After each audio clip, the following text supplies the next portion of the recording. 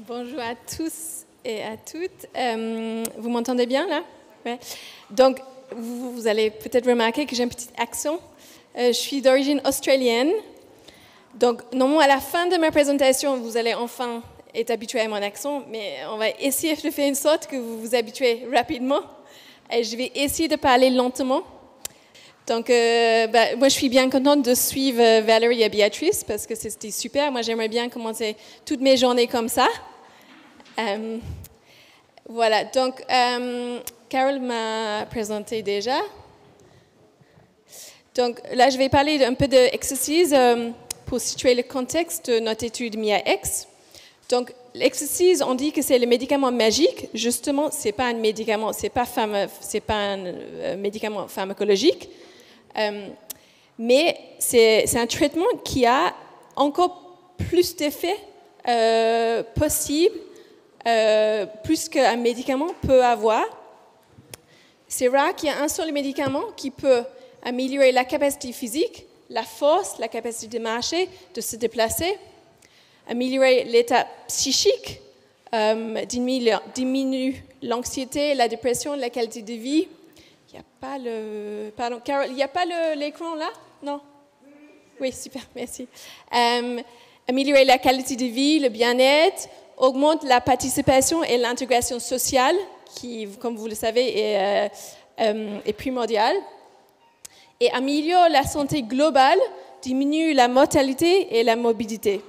Et tout ça sans effets secondaires qu'on peut avoir avec des médicaments, des vrais médicaments. Donc, c'est assez incroyable comme traitement. Quand on parle d'exercice dans les myasthénies, vous savez tous que historiquement, on a dit qu'il ne faut pas le faire. Il ne faut pas trop solliciter, il faut se reposer. C'est les mouvements qui fatiguent. Et il faut pas, du coup, les mouvements, c'est interdit. Il ne faut pas faire plus qu'on doit faire pour nos activités quotidiennes. En fait, aujourd'hui, ce dogme évolue. Mais il n'y a pas encore de recommandations claires qui sont établies ni publiées pour nous en tant que professionnels de santé, ni pour vous en tant que patients. C'est sûr, ce qui sort de la littérature actuelle, c'est qu'on peut faire, mais il faut que la maladie soit stabilisée. Donc, juste pour situer les choses, on ne va pas parler en cas de poussée. On va rester sur le fait qu'il ne faut pas faire plus que vos activités quotidiennes. Voilà, il faut se reposer en cas de poussée, mais quand la maladie est stabilisée, là, il est possible. On conseille de faire une pratique progressive et pas d'un coup. Donc ça, c'est le cas pour toujours. Toute maladie, même sans maladie, il ne faut pas se lancer du jour au lendemain dans un marathon. Il faut aller doucement et progressivement. Alors, l'étude MIA-X, de quoi s'agit-il? C'est une étude qui cherche à évaluer les barrières et les facilitateurs à la pratique de l'exercice physique. C'était ouvert aux personnes adultes vivant en France et atteintes de soit myasthénie auto-immune, soit syndrome myasthénique congénital, soit syndrome myasthénique de Lambert-Eaton. Alors, pourquoi on s'est lancé dans cette étude? C'était parce que alors, la littérature sur l'exercice dans les myasthénies, ça concerne principalement ou seulement la myasthénie auto-immune. Aujourd'hui, il n'y a pas de publication concernant le syndrome myasthénique congénital ni le syndrome de Lambert-Eaton et exercice aujourd'hui. C'est aujourd'hui. L'avenir, c'est autre chose. Donc, on s'aperçoit que la quantité d'activité physique qui était pratiquée par les personnes avec une myasthénie auto-immune n'était pas forcément liée à la sévérité de la maladie.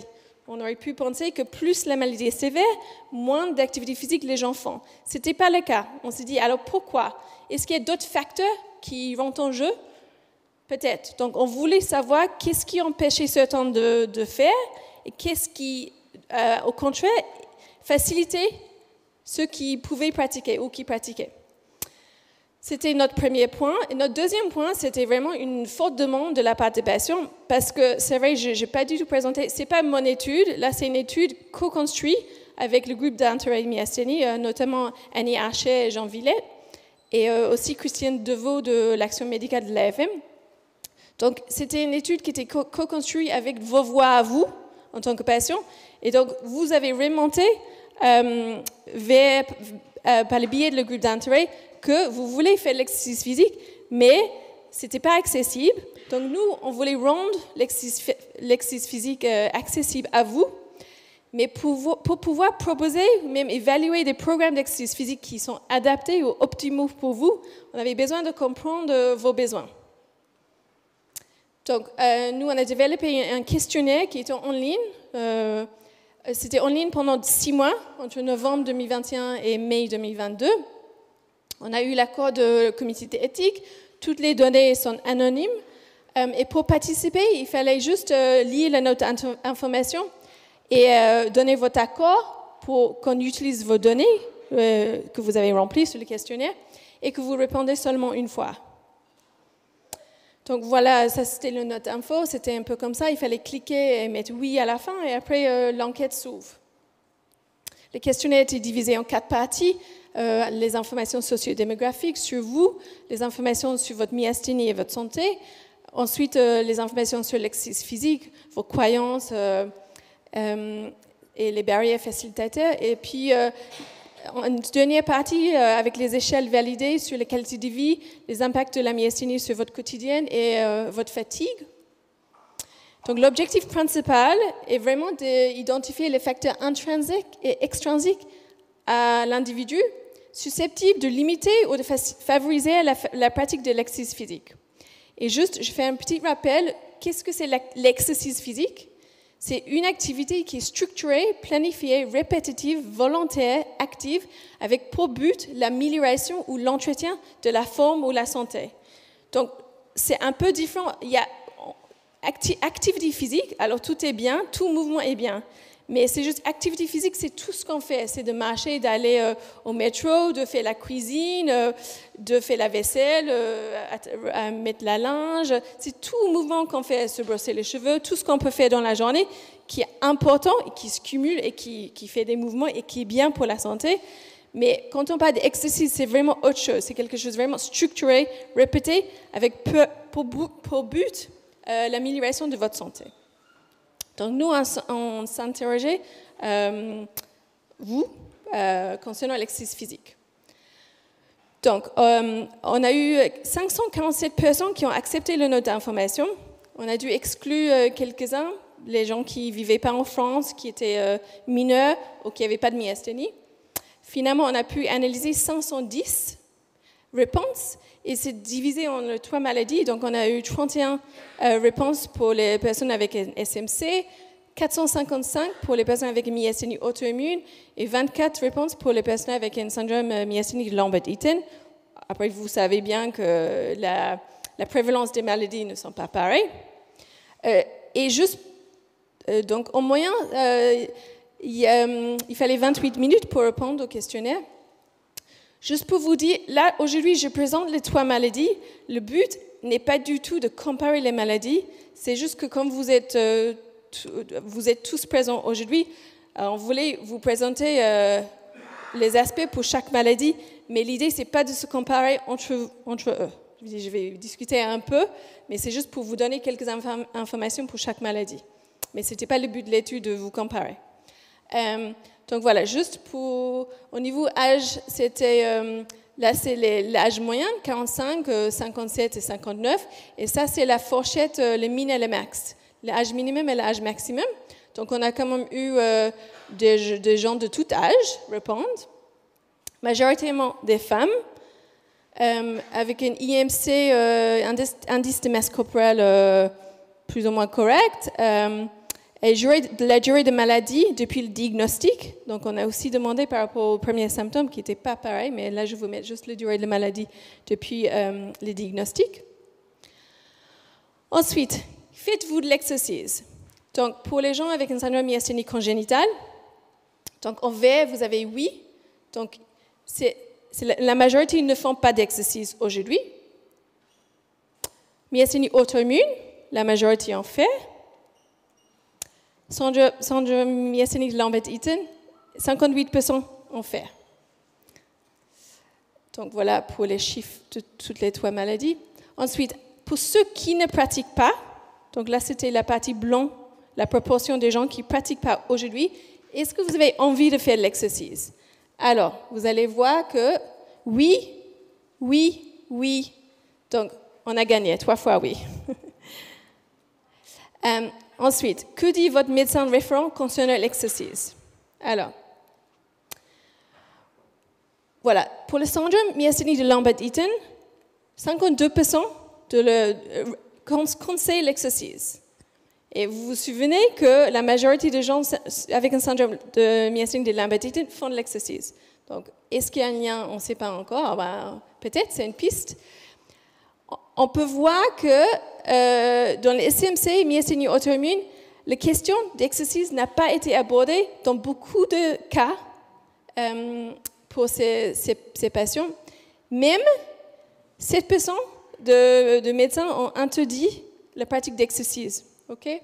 Donc ça, c'était important pour nous de voir parce que souvent, on dit que vous faites pas d'exercice, mais on a besoin de savoir pourquoi, quelles sont les raisons pour lesquelles est-ce que vous avez envie déjà, voilà, mais est-ce qu'il y a d'autres choses derrière? Est-ce que vous avez été bien conseillé? Est-ce que vous avez des informations?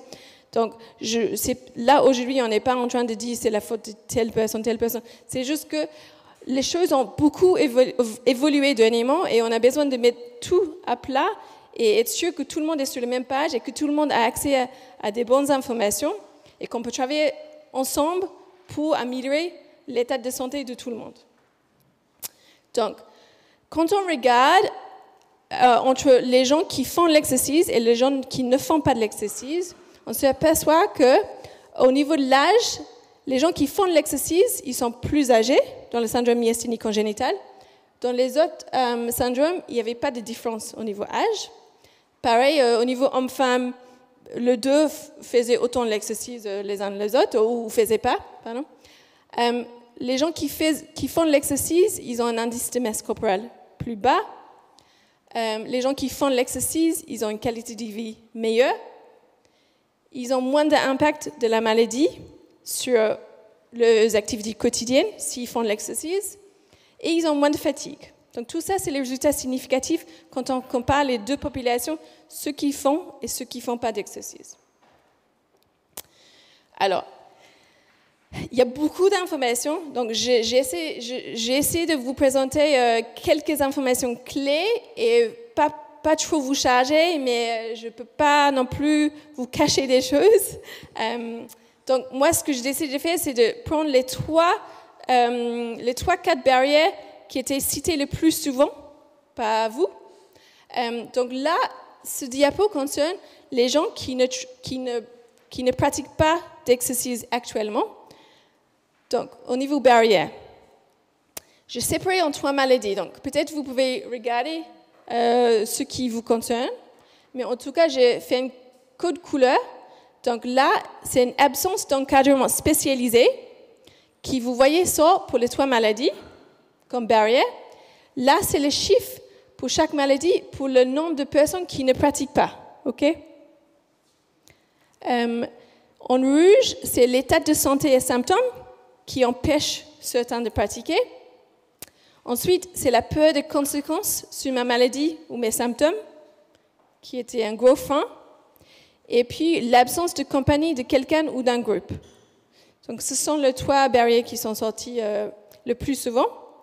Ensuite, pour ceux qui pratiquent, même si on pratique, on peut quand même avoir des choses, des freins, pour nous empêcher de pratiquer plus ou autant qu'on aimerait bien. Donc, on a quand même interrogé les gens qui pratiquent. Et on a vu que les barrières sont un peu différentes. On voit quand même l'état de santé et symptômes qui ressort chaque fois pour chaque maladie. Mais on voit en première ligne les conditions météorologiques. Donc, c'est ça intéressant. Mais ça, par exemple, ce n'est pas forcément quelque chose que nous, on peut changer. Donc, le professionnel de santé, malheureusement, j'aimerais bien ma baguette magique, mais j'en ai pas aujourd'hui. Peut-être à l'avenir. Mais voilà, mais c'est important de pouvoir regarder quelles sont les choses que nous, on peut avoir une action sur et les autres qu'on ne peut pas. Mais voilà, ça, c'est la vie. Mais n'empêche qu'il y a des choses qu'on peut faire. Les aspects pratiques, donc ça concerne les accessibilités de lieux, le coût, l'équipement. Ensuite, en orange, là, c'est le manque de régularité dans ma pratique. Donc ça, c'est important. Les gens, ils ont besoin d'avoir une régularité dans leur pratique, et ça peut peut-être concerner le fait que les maladies sont fluctuantes. Et il y a aussi l'absence d'encadrement spécialisé qui sort en troisième pour les patients avec myasthénie auto-immune. Donc malgré le fait qu'ils pratiquent déjà, ça leur manque quand même de ne pas avoir d'encadrement spécialisé. Ensuite, là on passe aux facilitateurs. Donc qu'est-ce qui peut favoriser la pratique? Donc ça c'est pour les gens qui ne pratiquent pas aujourd'hui. Donc voilà. En premier, l'encadrement spécialisé. Ensuite, on a avoir des connaissances ou être informé sur la pratique d'exercice physique. Okay? Et ensuite, on voit encore l'amélioration de mon état de santé, donc physique et psychique. Donc, c'est des choses un peu similaires, ce qui empêche et ce qui favorise, c'est un peu similaire. Donc, tant mieux, j'ai envie de dire, ça rend les choses plus simples. Moins de choses à faire, même s'il y a de gros boulot à faire. Ensuite, ceux qui font de l'exercice aujourd'hui, qu'est-ce qui peut favoriser plus de pratique ou juste faciliter le démarche aujourd'hui? C'est l'amélioration de l'état de santé. Ensuite, c'est la régularité dans la pratique. Et ensuite, c'est de la compagnie de quelqu'un ou d'un groupe. Et aussi d'avoir des connaissances et être informé, qu'on a vu tout à l'heure aussi. Donc, de tout ça, c'est beaucoup d'infos. Ce qui sort, en fait, après, quand on regarde entre ceux qui pratiquent et ceux qui ne pratiquent pas, parce que comme vous avez vu, il y a beaucoup de facteurs qui sont communs dans les deux groupes, ceux qui pratiquent et ceux qui ne pratiquent pas. Donc, l'état de santé, c'est commun dans les deux. Donc, on voulait voir, si on compare les deux groupes, qu'est-ce qui empêcherait vraiment ceux qui ne pratiquent pas aujourd'hui, au-delà de ce qui peut empêcher aussi les gens qui pratiquent. Donc, qu'est-ce qui vraiment est une barrière qui sort au niveau statistique? Là, c'est les analyses statistiques. Et on voit vraiment que l'absence d'encadrement spécialisé, c'est une barrière pour les deux maladies. Alors, le syndrome myasthénique Lambert-Eaton, c'était un petit échantillon de 24 sujets. Donc, il y a très peu de puissance statistique. Donc, on n'a pas pu sortir quelque chose au niveau statistique, mais c'est pas grave. Mais juste, c'est pour ça que c'est pas noté là. Donc, voilà. Vraiment, les barrières qui empêchent, c'est l'absence d'encadrement spécialisé. Dans le myasthénie auto-immune, on avait d'autres barrières ici qui sortaient plus pour ceux qui ne pratiquaient pas en bleu. Donc vraiment, c'est toutes ces barrières. Et pour ceux qui pratiquaient, les conditions météorologiques est bien une barrière beaucoup plus pour eux que pour ceux qui ne pratiquent pas, qui est logique. Quand on regarde au niveau facilitateur, et je suis désolée, il y a 2 S là, avoir un encadrement spécialisé, ça sort, vous voyez, pour les 3 maladies. Donc, c'est ce qu'on peut faire peut-être pour favoriser la pratique d'exercice physique, c'est d'avoir un encadrement spécialisé. Donc, ça, c'est vraiment intéressant pour nous et ça nous donne des pistes pour avancer et pour faire quelque chose de constructif qui réponde à ce que vous demandez, vous réclamez, vous avez besoin. Donc ça, c'est important. Et puis, il y avait aussi d'autres choses qui sortaient pour les myasthénies auto-immunes. Donc, en bleu, pour ceux qui ne pratiquent pas, c'est vraiment d'avoir des connaissances, plus, ce qui est normal, et les aspects pratiques. Peut-être, nous, on peut moins agir sur ça, mais bon, à voir. Et puis, pour ceux qui pratiquent, ce qui sort pour eux, c'est d'avoir un soutien de la famille aux professionnels de santé. Donc ça, c'est important aussi. Donc ça fait partie de l'éducation, à mon avis. Si on peut éduquer les familles, les professionnels de santé, par rapport à l'exercice et la pratique d'exercice, ça peut aider dans le soutien. Donc, en résumé, pour ceux qui ne pratiquent pas, la majorité aimerait faire de l'exercice. Vous avez vu dans les premiers diapos, les 3 maladies, la majorité, c'était dans les 80%, 85%, ils veulent pratiquer de l'exercice physique. Une barrière facilitative commune aux 3 maladies, c'est l'encadrement spécialisé. Donc, c'est un frein. Quand il n'y a pas, ça peut favoriser d'en avoir. Et aujourd'hui, ça reste les résultats préliminaires parce que j'avoue qu'on a eu le résultat la semaine dernière. Il y a énormément de données déchiffrées Et du coup, là, je vous donne un premier jet, mais on fera d'autres retours de l'étude plus tard, dans la forme de visio ou autre chose, on verra. Et peut-être ciblé à chaque maladie séparément, ou on va voir. Mais du coup, pour vous dire que, en tout cas pour moi, ce qui sort, c'est qu'on a vraiment besoin d'informer des médecins, professionnels de santé et les patients. Donc ça, c'est primordial. Et qu'on a besoin de développer et proposer des programmes avec un encadrement spécialisé. Donc il y a beaucoup de travail pour nous. Et voilà, j'espère qu'on va y arriver, mais il nous faut un peu de temps. Mais voilà, donc ça, c'est vraiment ce que... Voilà, on a des pistes pour vous, pour l'avenir.